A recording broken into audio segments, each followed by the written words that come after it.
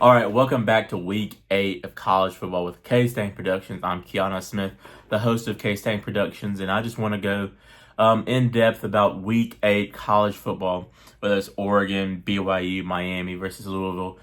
All of the games that basically happened in week 8, I would just like to give my analysis, my take on all of these games. Whether it was a blowout, whether it was a great win or a great game. So let's get started.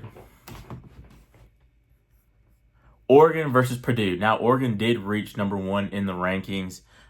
Texas, the former number 1 team, did lose, which was surprising. Honestly, they were defeated in a mesmerizing fashion. The Georgia defense put the butt whooping on them, let me tell you. But that's later on in the show. Oregon defeated Purdue. Purdue isn't really known to be a high or a strong competition team. Obviously, Purdue. We really haven't heard about Purdue since Drew Brees was on it. Correct me if I'm wrong. I don't know too much history about Purdue or what they've accomplished in college football. But the who's the Oregon Ducks coach? Oregon, I think is it Dan Lanning? Dan Lanning, I think. Dan Lanning for the Oregon Ducks has been doing something special since he's gotten there. They defeated Purdue 35-0, and right now Oregon is still undefeated, 7-0. They're going into another week, so another challenge. I'm surprised, honestly, that they beat Ohio State. I will say that Ohio State did give them a pretty much good game, but it comes down to the player recognition. You got to get down. You got to get that field goal, at least a chance to throw the field goal. But let's look at some player stats. Oregon, Dillon Gabriel. If I'm not mistaken, Dillon Gabriel came from Oklahoma. And Oklahoma, I'm glad he got out of there because they are terrible. And obviously, I'm an Oklahoma fan because Brent Venables was with Clemson. Then he went there to be a head coach. But now, man, they've been on a treacherous run, let me tell you. But Dillon Gabriel, 21 for 25, so he had great completion percentage. 290 yards, 2 touchdowns, and 1 interception. Obviously, this is a great game for a quarterback. Now, we could do away with the 1 interception, but 290 yards, 2 touchdowns, 21 for 25. I will take that any day. Any day. What's 24? 21 times 4, it's 84% on the day. I'll take that. I will take it. Jordan James, 10 for 50, 2 touchdowns. Noah Whittington, 9 for 42. Jay Harris, 7 for 32. Jaden Limar, 3 for 20. So they had a subpar running game. Obviously, the running game was diverse between different amounts of people. They either got 20, 32, 42. So basically, they probably got over 150 yards worth of rushing. And we would like to see a little bit more yards than that, especially me. I like to see a clear number 1 running back. And I'm guessing Jordan James and Noah Whittington are the 2 top running backs for Oregon, if I'm not mistaken. And then some wide receiver stats. Evan Stewart, 4 for 96. And then Tez Johnson, the second closest, with 7 for 66 and a touchdown. So it shows that Oregon was pretty much dominating this game. But let's move over to Purdue. Purdue's quarterback, Ryan Brown, 9 for 19, 93 yards, and 1 interception. That just shows that the Oregon defense was actually doing something. Obviously, we don't consider Purdue to have a high-flying offense. They're not going to pound you with the running game either. So therefore, the Oregon's defense put up and stopped what they were supposed to do. Reggie Love, the third, 11 for 93. That was their best running back of the day. Then you got Ryan Brown, 14 for 48. Devin McAbee, 10 for 46. So they had a pretty good running game, I will say that. So the Oregon defense in front of the line probably needs to do a little bit better. Linebackers need to close and fill in gaps, obviously. But this was a pretty good game for Oregon, 35-0. I'll take that any day. Let's look at some team stats. Yeah, Oregon in every team stat dominated. 421 total yards, 290 passing yards, 131 rushing yards. So it's not 150, it's 131. 7 yards per play to produce 5.1. First downs for Oregon, 25. First downs for Purdue, 16. Time of possession was relatively similar with about 30 minutes between the both of them. So this was a pretty glaring discrepancy of a game. Oregon put the beating on Purdue like we expected them to, but let's just see if they have any stronger competition. Honestly, I think Oregon, no, don't hate me for this. I think even though Oregon is 7-0, they haven't been playing that many good teams. Clear cut. Clear cut. I don't think Oregon's played enough good teams to really be like, for example, I'm a Clemson fan. We haven't played nobody but Georgia to say that we're a strong 7. I don't think Oregon is a strong 7-0 team. I just don't see it. Now, they can prove me wrong, I will say that. But I do not think Oregon is a strong 7-0 team. Besides that win against Ohio State.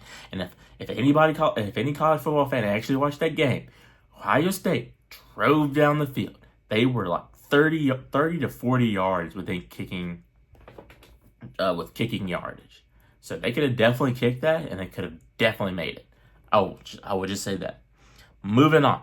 The Oklahoma State Cowboys versus the BYU Cougars. And I'm not talking about your favorite 65-year-old. I'm talking about the football team.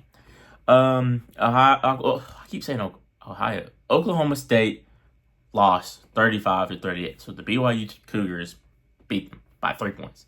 And I was kind of fond of Oklahoma State because Ollie Gordon is on this team. And at the beginning of the season, he didn't really have that great of a start. He didn't have that great of a start, let's be honest. But now he's actually doing something, especially with 18 carries, 107 yards, and 2 touchdowns. So let's get into these stats. Allen Bowman, 11 for 19, 85 yards. What on earth? I'm guessing he got hurt.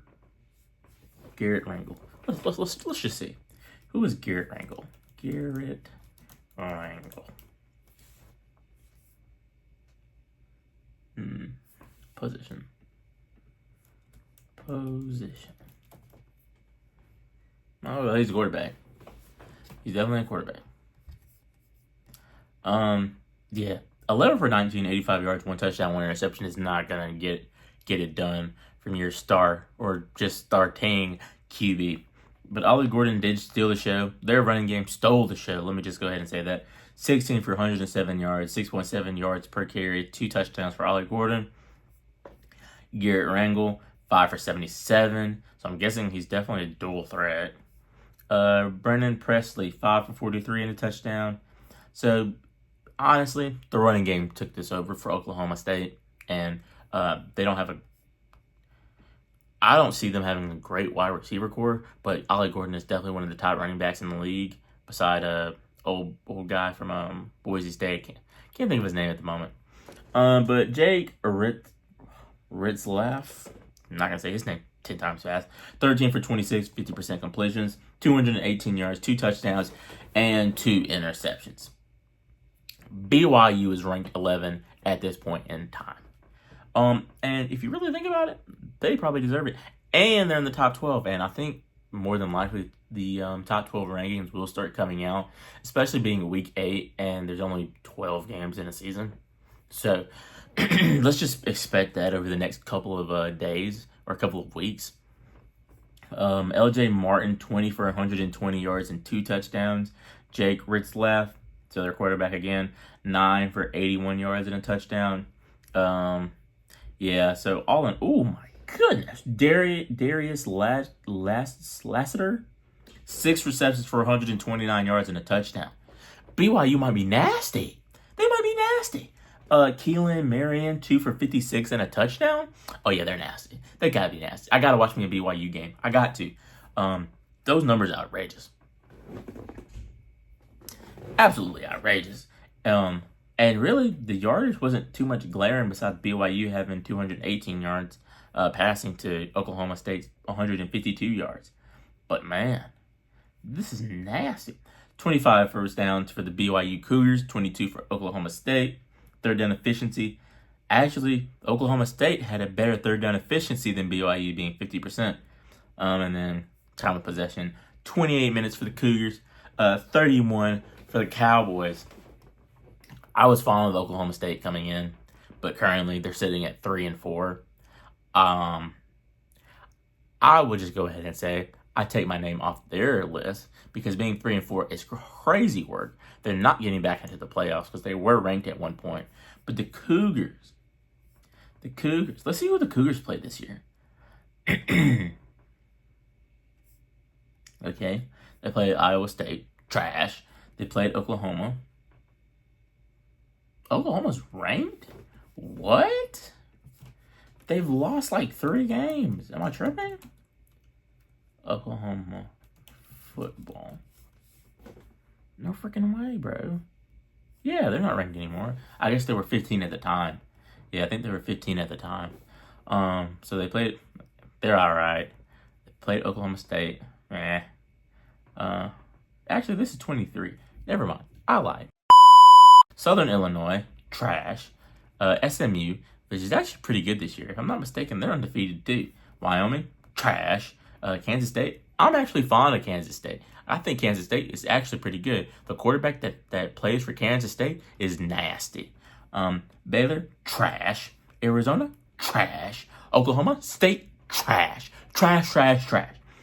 I'll just go ahead and put it on the record. They don't have a glaring case for being a strong contender of 7-0. Yeah, anybody that wants to argue with me, I mean, they can go ahead. BYU ain't no good team. They're just winning. That's all they're doing is winning.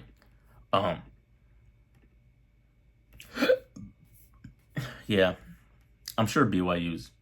Matter of fact, who did they play? Let's just go through the rest of their season. UCF, trash. Utah, trash.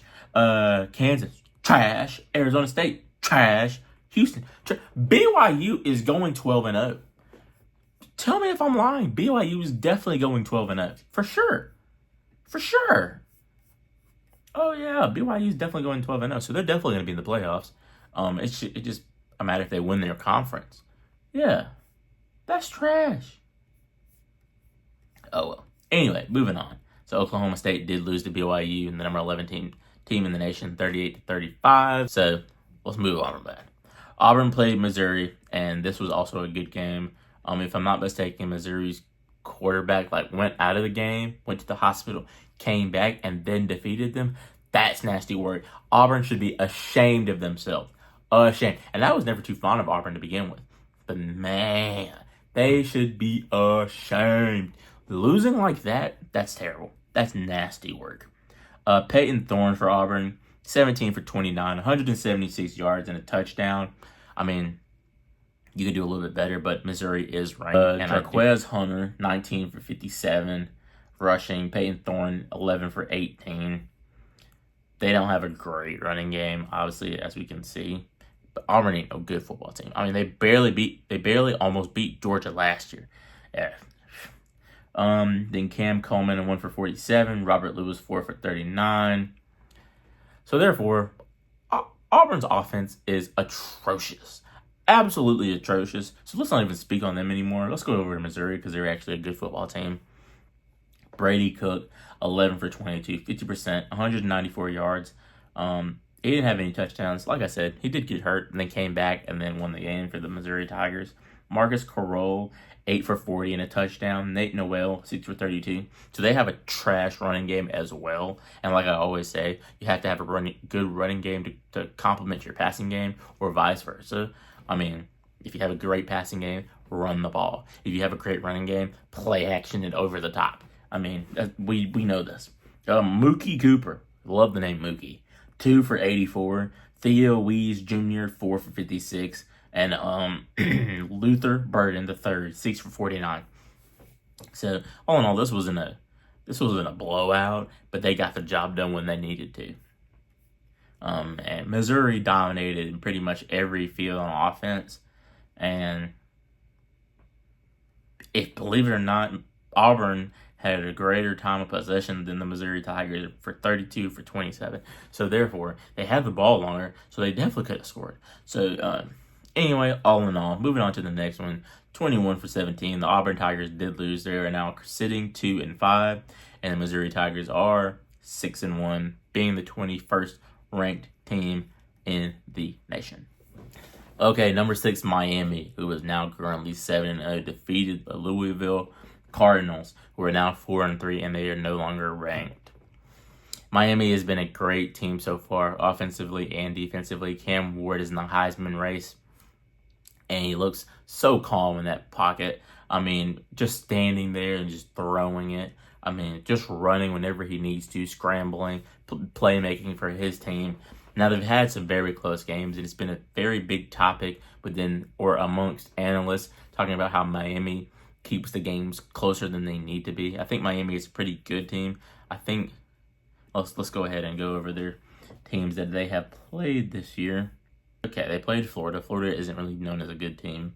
Florida A&M, not a good team. Ball State, not a good team. South Florida, not a good team. Virginia Tech, not a good team.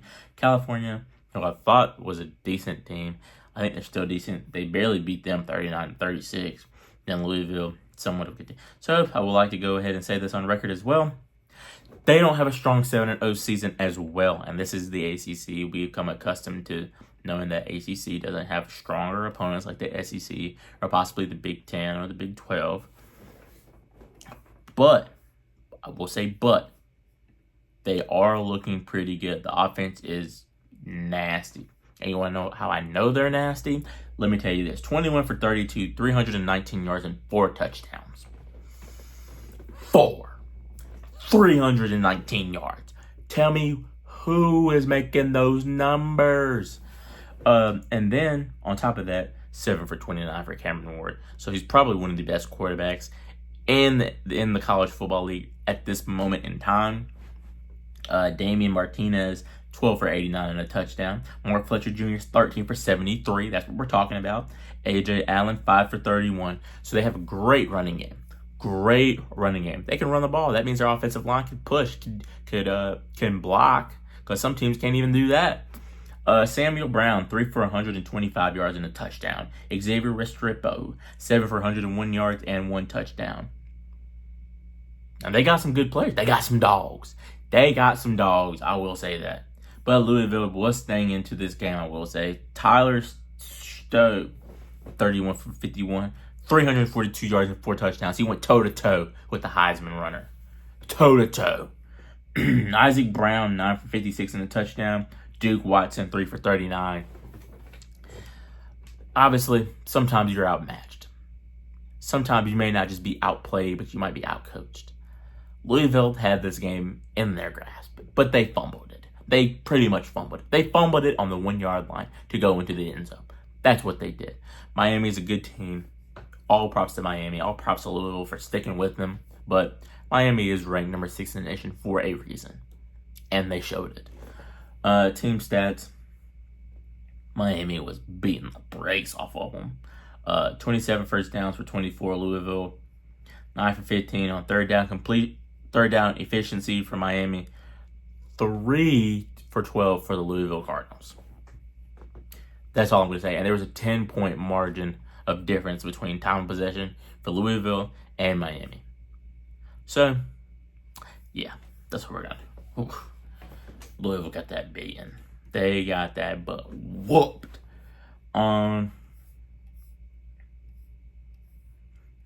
Okay. Army is still undefeated, and they are now ranked number 23 in the nation. They beat East Carolina 45-28. Just want to let you know that. And then Clemson. C-L-E-M-S-O-N. Clemson beat Virginia, and this was a great game.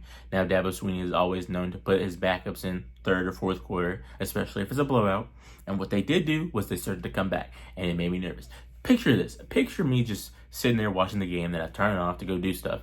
Come back 48-31 when it was just 48-17. Scoring 21 points. 21 points in the fourth quarter is nasty work, and they almost came to come back. Just terrible. Absolutely terrible. But Clemson did move up a spot in the rankings from 10 to 9. I like to see us continue to gain momentum. Obviously, we don't have the strongest strength of schedule like Miami, or like BYU, or teams like that, or like Oregon. But we're not undefeated, but we are 6-1, sitting at number 9. The Virginia Cavaliers are 4-3. And I'll leave it at that. Anthony Calandre, 15 for 26, 159 yards, and 2 touchdowns. Tony Muskett, 6 for 7, 119 yards and 2 touchdowns. I would also like to say that the head coach for the Virginia Cavaliers is Tony Elliott, the offensive coordinator that we went on runs to the national championship with. So I'm glad he got himself a team, but they are sitting at 4-3. And he is an offensive mastermind. I will say that as well.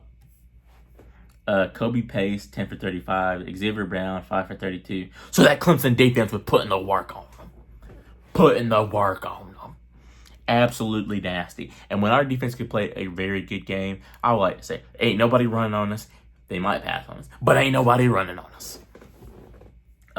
Malachi Fields, 3 for 65 and a touchdown. Ethan Davies, 1 for 65 and a touchdown. So all in all, Clemson had a great defense for the first and the second quarter, half of the third. Two of the defensive backups came in. The defensive backups came in. Let's move on for Clemson. Our offense has been electric ever since we put that 3 points on the board for Georgia, and we've been blowing people out by 30. Except for Virginia. Cade Klubnik, 23 for 35, 308 yards, 3 touchdowns, and 1 interceptions. I will take that from him because you know what? Last year, he kept fumbling the ball. He kept throwing picks like he was picking out food between his teeth. I mean, man, this guy stunk it up. Stunk it up last year. But this year, I will give props to Cade Klubnik, man. He's got his confidence. And I do foresee him coming back next year. I think so, at least. Tell me if I'm wrong.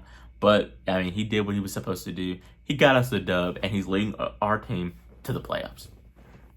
Phil Maffa, 18 for 78, 2 touchdowns. Love that guy, honestly. Antonio Williams, 1 for 36 and a touchdown. Probably a sweep. Jay Haynes, 7 for 30.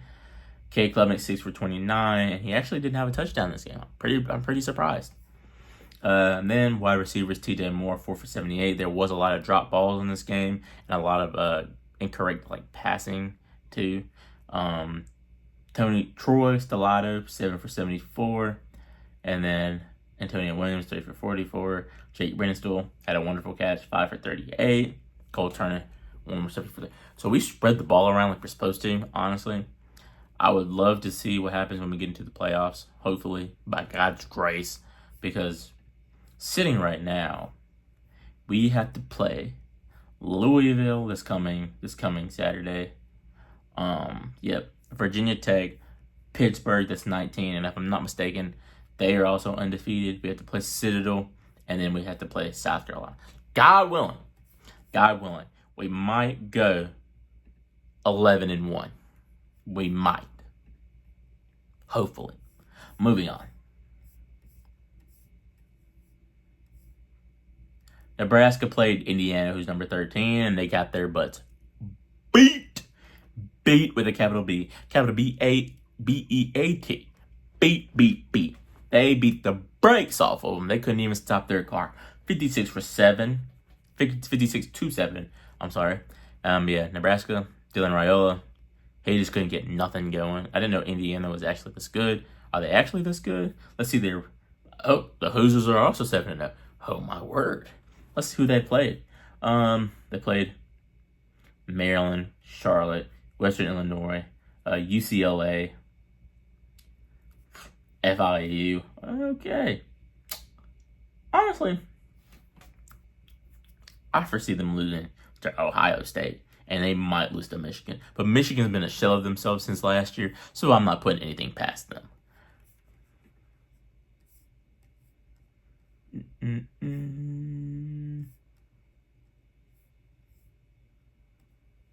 Charlotte played Navy. Navy beat the brakes off of them too, 51-17. Obviously, I think Air Force, Navy, and Army are all undefeated. Great for them, honestly. I have never seen this before in my time of watching college football.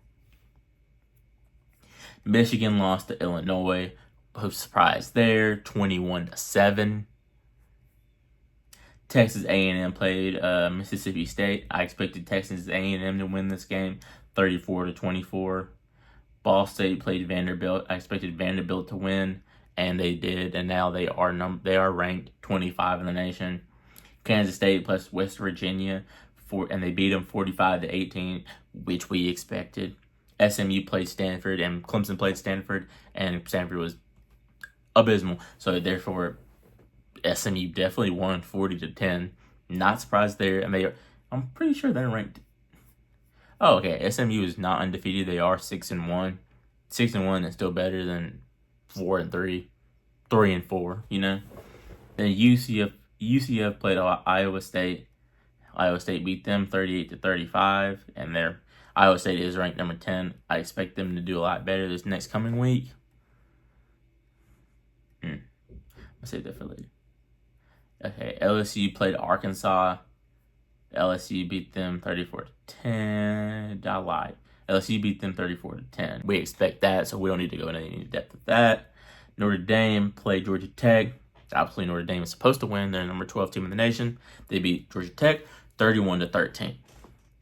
And now, for the games of the week, Alabama, number 15 in the nation, currently sitting, lost to number 7 Tennessee. And we ain't never seen this coming. Alabama has lost 2 games. 2 games to teams that weren't even ranked in the top 10. Jalen Milroe looks like a shell of himself. Who's the coach for Alabama, actually? I forgot his name. DeBoer. Isn't it DeBoer? It is.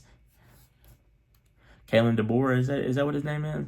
Alabama Crimson Tide coach. Am I tripping? Kalen DeBoer. And I knew that's what he's terrible. He's trash. He stinks. Alabama lost to Tennessee 24-17. And let me preface this before I go into depth with these statistics. Alabama, Jalen Milroe couldn't hit a nickel if a dime was chasing it. I mean, my God. When you throw wide receivers over about 3 meters, 4 meters every time, I'm talking about. And then Ryan Williams. Ryan Williams is probably a great wide receiver. He's definitely going to develop. He's definitely going to be a great top wide receiver in the league to come. But do you understand how many balls this man dropped? And I'm no Diddy, but he dropped balls. It was crazy work. Crazy work. Then on the other side, Tennessee was no better. They were dropping balls. They were overthrowing, underthrowing balls. Let me tell you, the coaching was terrible. Ever since Nick Saban left, I can gladly say that the Alabama Crimson Tide, they aren't what they were. That's my bold statement. They aren't what they were. Because Nick Saban would have never let this happen. Jalen Milroe went 25 for 45, 239 yards, 1 touchdown, 2 interceptions. Now, in the past, we've seen quarterbacks like Jalen Hurts, Tua Tagovailoa, Mac Jones. All of these guys, they were lighting teams up. Alabama was always in contention for the playoffs. Now they're number 15. They're not even going to be in the playoffs. Matter of fact, they're probably not even going to the bowl game. They're probably not even going to be in the SEC championship. Oh, no. Okay. Demarion Miller, 12 for 42. Justice Haynes, 8 for 22. Jalen Milroe, 14 for 11. When have we ever seen Alabama not rush for over 100 yards? This is a happy day in college football. Ryan Williams went 8 for 73. He had like 5 drops. I swear to you. I would never lie for you before I lie to you. This man dropped so many balls. He did have a touchdown. Jeremy Bernard, 5 for 72. So obviously they had a great passing game. But man, if you watch this game, oh no. Jalen Milroe was overthrowing puppies that couldn't even get into a litter. It was nasty work. And honestly, Tennessee barely won this game. I'm not saying that Tennessee is the best team in the nation, because they're definitely not. Honestly, they shouldn't even be ranked number 7, because Nuka Emuolave isn't a great quarterback in my eyes. Obviously, I think he could be great. He could be a great dual threat. Nico Emuolave was 14 for 27, so literally almost 50%. 194 yards, 1 touchdown, and 1 interception. And you know how the announcers go, "Oh, he's throwing!" Oh, because they were dropping balls, man. They were dropping them. Dylan Sampson, 26 for 139 yards and 2 touchdowns. Tell me what defense. Tell me what Minka Fitzpatrick, Quentin Williams, Tell me which defensive star that Alabama has produced would allow this to happen. I'm waiting.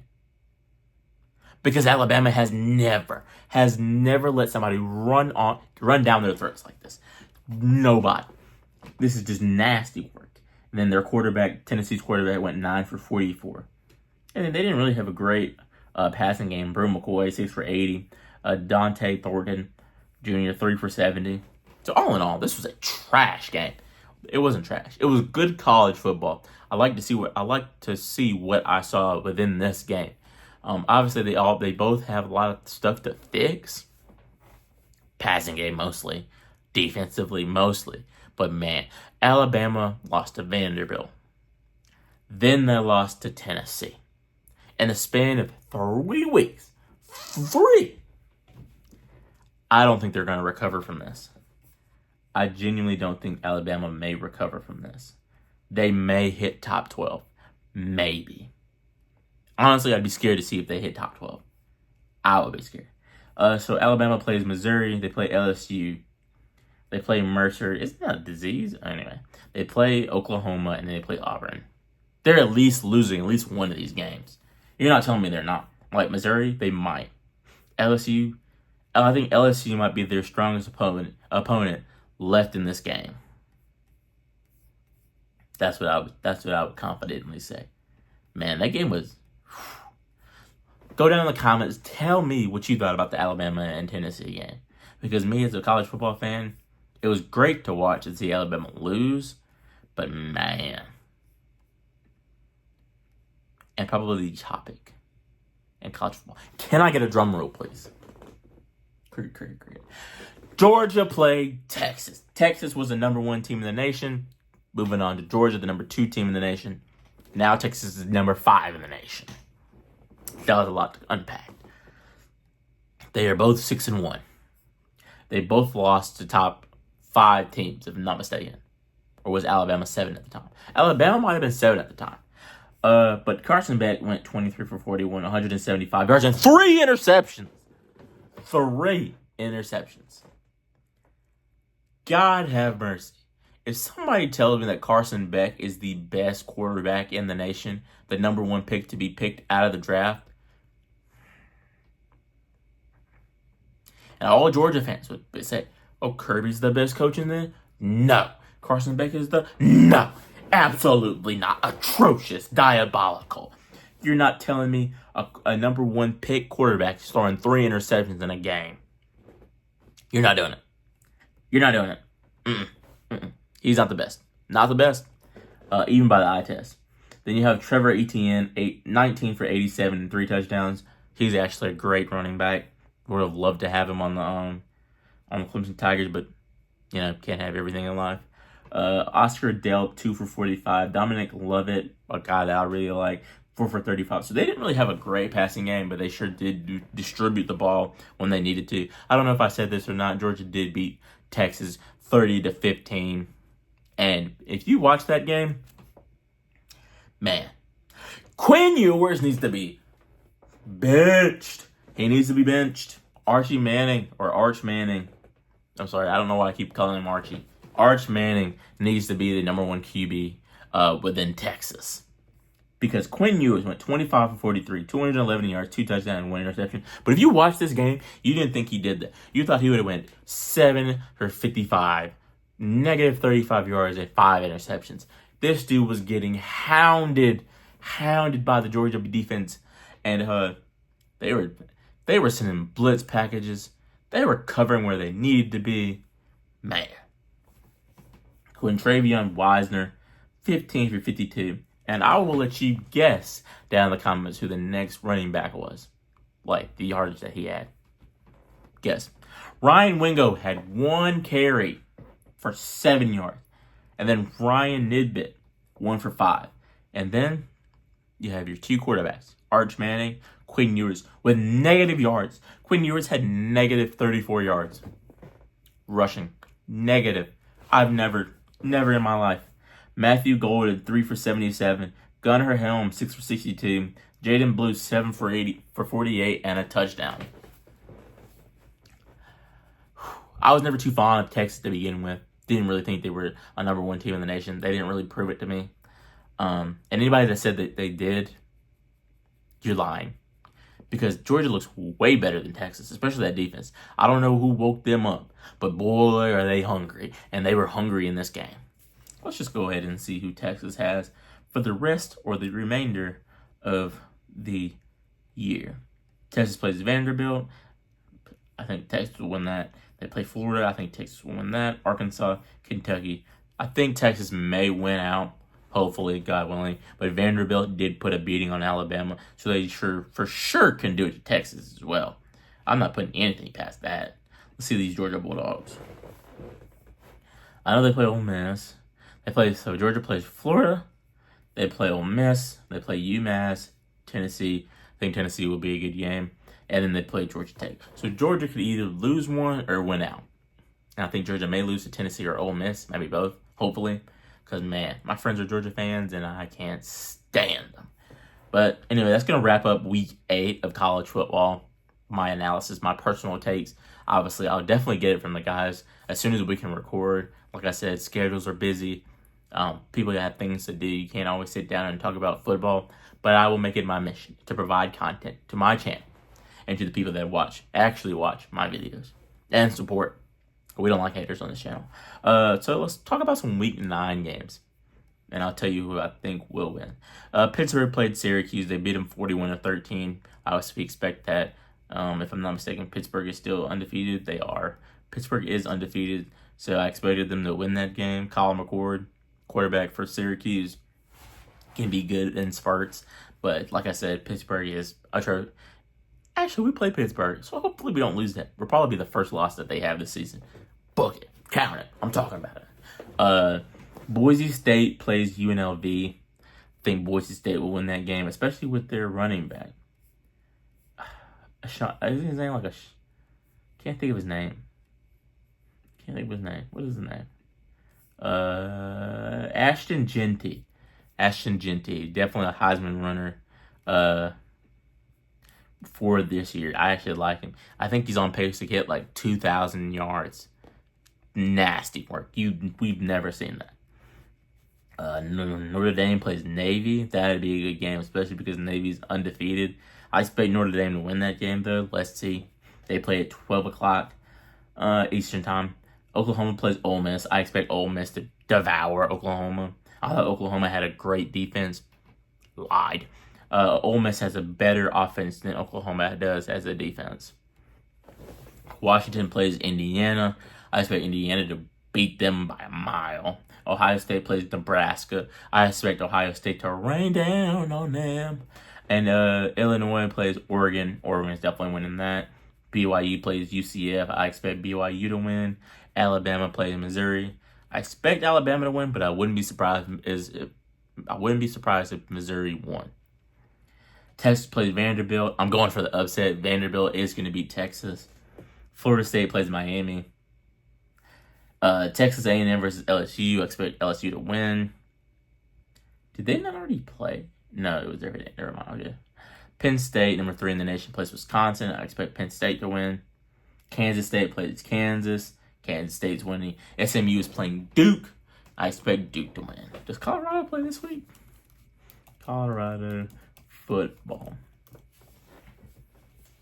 They may not play this week. Oh yeah, Colorado does play next week. They play Cincinnati at 10:15. And I would just like to say, God have mercy on their souls for playing at 10:15. That's nasty work. And we got to stay up and watch that game. Golly.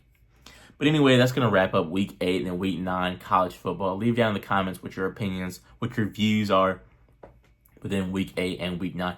Tell me who you think is going to win. Tell me who you think is going to lose. Talk about quarterbacks. Whatever you want to put down in the comments concerning football, please do, and I will respond to every comment. But as always, stay tuned in, and see you guys in the next vid.